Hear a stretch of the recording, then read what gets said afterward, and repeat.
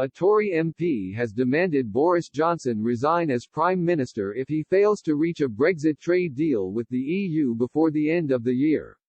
Sir Roger Gale, North Thanet MP, has broken ranks with his party to call on Mr. Johnson to stand down if he cannot deliver on a deal. The veteran MP wrote on Twitter, "If Mr. Johnson fails to reach an acceptable trade agreement with the EU, the Prime Minister will also have failed the people of the United Kingdom. As a lifelong member of the Conservative Party, I believe that Mr. Johnson's position as Prime Minister would be untenable. As an honourable man, he would have to make way for somebody more able to pick up the pieces, to reunite the whole country and to show the leadership that Great Britain and Northern Ireland deserves." Up to now, Conservative MPs have remained a united front, supporting the Prime Minister in his assertion that the UK will leave the EU transition period on World Trade Organization terms unless Brussels shifts in its demands.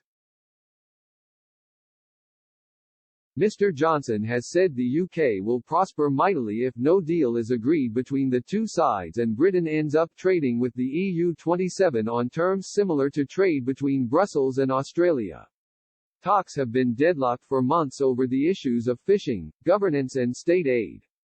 Mr. Johnson and European Commission President set a firm deadline of yesterday to decide on the future negotiations. However, the two sides agreed to continue trade talks after the pair held a useful phone call on Sunday. Express.co.uk understands the decision was made after progress in some areas since Mr. Johnson and Ms. von der Leyen's last conversation over dinner in Brussels last Wednesday evening. However, Mr. Johnson urged caution over the weekend, saying the two sides remained very far apart and a no-deal exit was still the most likely outcome. Sir Robert's warning to the Prime Minister to avoid such a scenario comes in contrast to many of his colleagues.